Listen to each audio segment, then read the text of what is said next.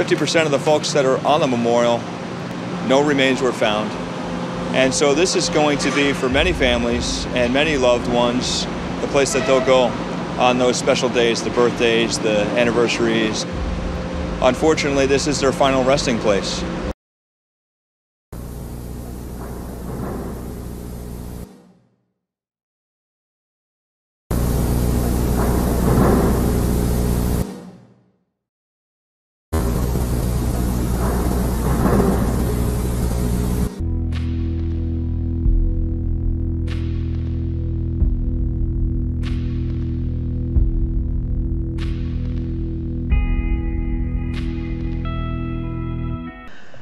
This is not a regular earthquake.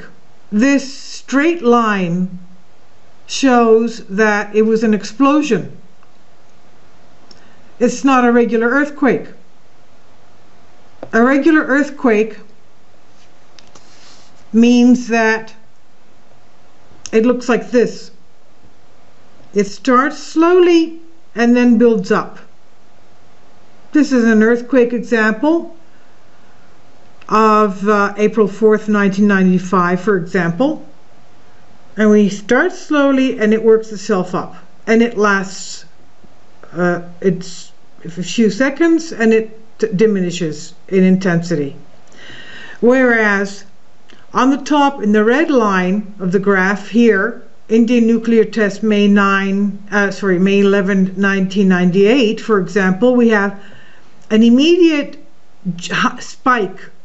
An immediate spike, and then it diminishes quickly and tapers off. So this is a kind of a graph that we saw in today's quake in Athens, Greece. There we go. There it is. 5.2 Richter, north of Chalkida.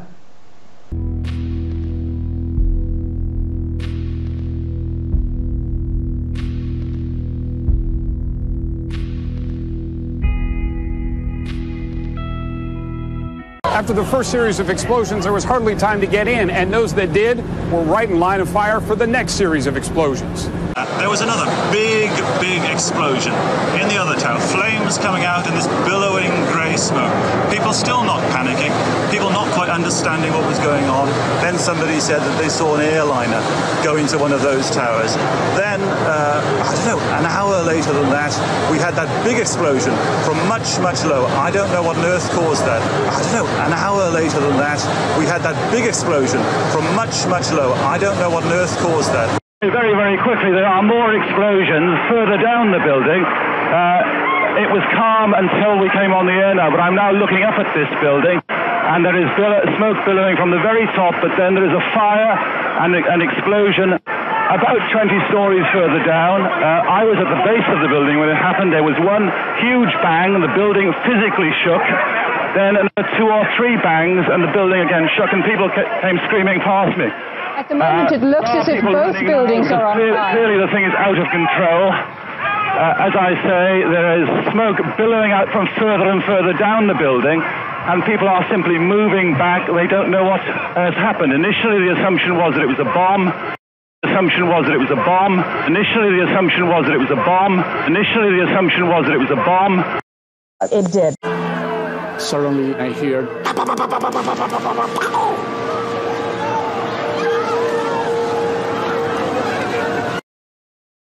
Suddenly, I hear... It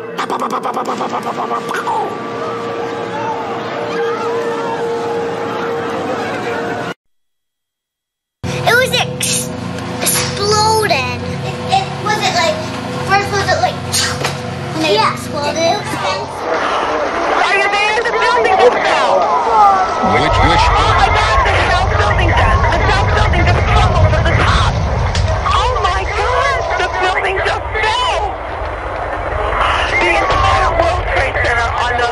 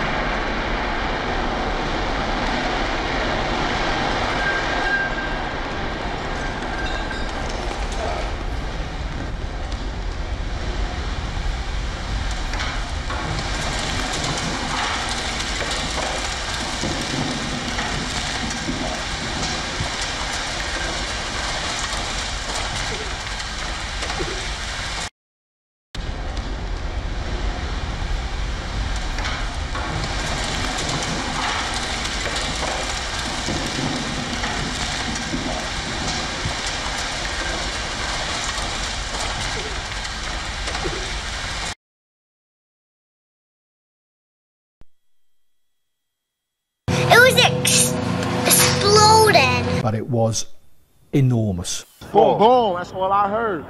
It sounded to me like somebody was shelling the city with huge caliber cannon fire, as if somebody was bombing the city. Boom, boom, that's all I heard. Because there were these explosions. Boom, boom, boom. Boom, boom, that's all I heard. One after the other. And the entire ferry terminal was shaking because there were these explosions. Pouring out of the World Trade Center at this moment. The entire World Trade Center on the South Building. Was it like, first was it like, when it exploded? Spencer, it's not there anymore, the World Trade Center. Right, Dada? Yeah. It's not there anymore. It was about every 3 seconds you heard boom, ba-boom, ba-boom, and it echoed off the buildings, and I never knew where it came from. At one point, I heard an incredible explosion right above my head. I looked up, and I kind of put my camera on top of my head to protect myself. Well, when I got to the foot of the Brooklyn Bridge, with the crowds coming streaming across the bridge opposite where I was going, I cut across City Hall Park, and I was at 250 Broadway when a tremendous explosion occurred, and the black dust and clouds come rushing along Broadway. Whenever I tell people about the sounds, sights and sounds that I heard on that day, the thing that got me suspicious was when I saw the replay of everything the next week and the week after, they took the explosions out. That's why I knew something was up. And the detonations that took both buildings down were exactly identical. First, it started off with about, I'm just guessing, 6 or 7 seconds of this very low frequency rumble, and then the detonations started, and they went boom, boom, boom. They were a little less than a second apart. Second tower number one, the second tower collapsed. It was the exact same series of detonations. The exact same series of detonations. And I just stood there, I didn't move. And I got to feel and hear the whole thing. And I can tell you that the air pressure changed. It was like all of a sudden being like in a submarine 300 feet below the surface. Asking you, to the extent to which you can, I want you to share with us how you experienced it, personally experienced, getting to this site. What do you see and how do you feel? I would say, this sounds crazy, but the thing that disturbed me the most, besides for everything that was going on, was where are the victims? Where are these victims? Because at least you could do, if there are victims there, you could do something. You could identify them, you could let a loved one, you literally felt helpless. I'm not a construction worker, so I can't rebuild the site.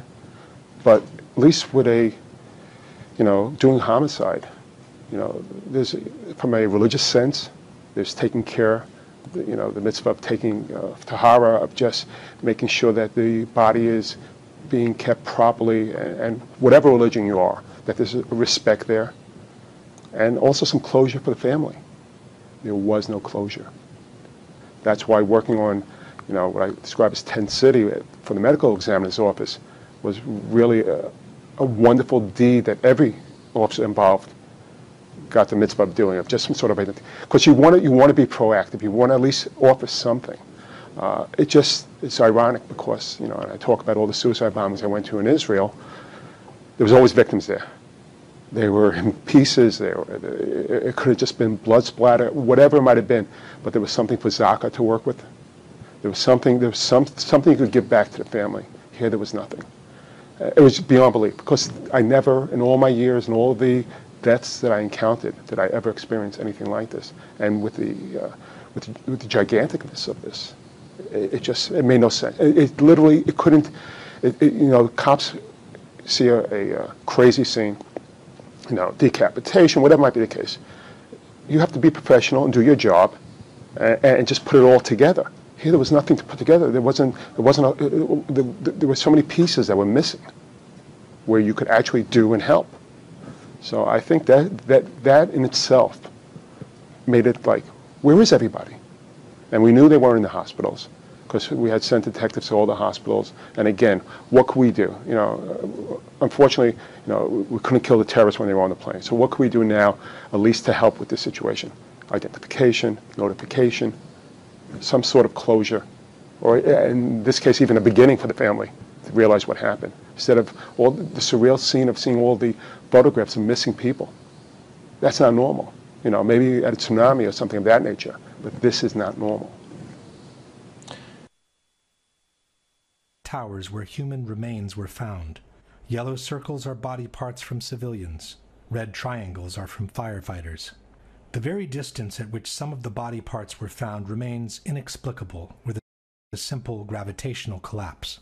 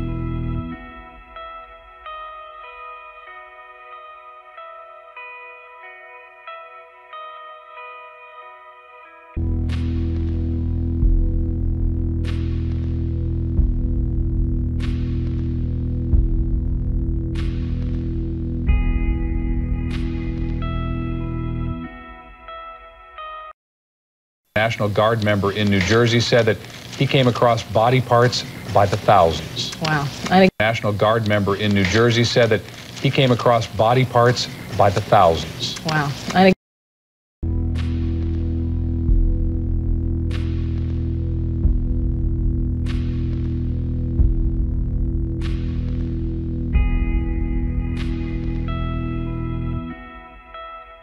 Something in the news where they're starting to look at more DNA and they've got more advanced technology, but they were never found. So there's no closure, there's no finality.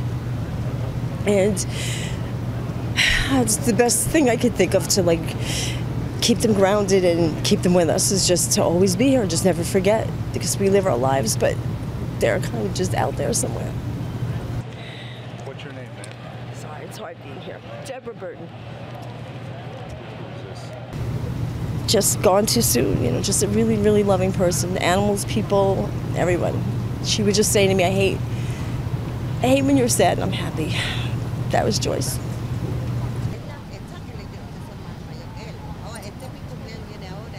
It never gets easier. As the years go on, I still remember that day that we was told that Ruben was missing. And he was never found, so this is his resting spot. His memorial is here. So the days don't get easier, the years don't get easier. It actually gets harder because we're still losing first responders. We're still losing iron workers. So 9/11 continue. It just don't stop. It would never stop. For us, it would never stop. We have a Gold Star mother over here who lost her son in Iraq fighting the war on terrorism. We're also fighting two wars, Iraq and Afghanistan, and that still continue. So it's just nonstop. It's just because it happened on that day, and it's still 17 years later, and people are still dying. To see the faces, all the tragedy, you want to help so much, but there's only but so much you could do. So 17 years ago, we lost our sister Molly, beautiful person, never recovered her body, so that's a big loss for us. But not just us, it's the world. You know, we all mourn together. We mourn as one, and not just here. It's just all over the world. We just need to find peace and live in harmony, everybody. You know, this is the one life we get and the only chance we get, so let's try to make it a better place. What you do, I do, everybody, it makes a difference. Just remembering my son, paying respects to all of those who were taken from us. It's a solemn day. It's kind of a celebration of life, I guess. Still in awe, pretty sad, missing my dad. You know, it's still something you're not over. I don't think you'll ever get over it.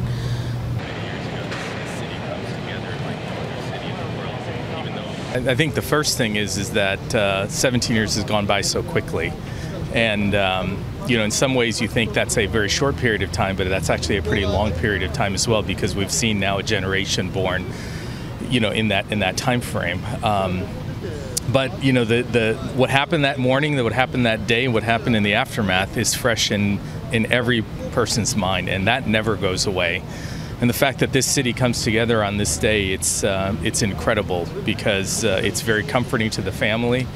It's comforting to be around everyone that was affected, and you know, in a sad sense, it you know, reinvigorates those sad memories. But in a very therapeutic way, we're here together to support and help each other. Can you get all of them, or? Well, I'm just remembering my partners and the sacrifices that they made for us and stuff, and you know, just paying honor to, you know, the 343 firemen that died, 37 Port Authority police officers, 10 EMS, and 23 NYPD, and 3 New York courts. And as being a 9/11 first responder myself, it's just a day that I like to just pay homage to.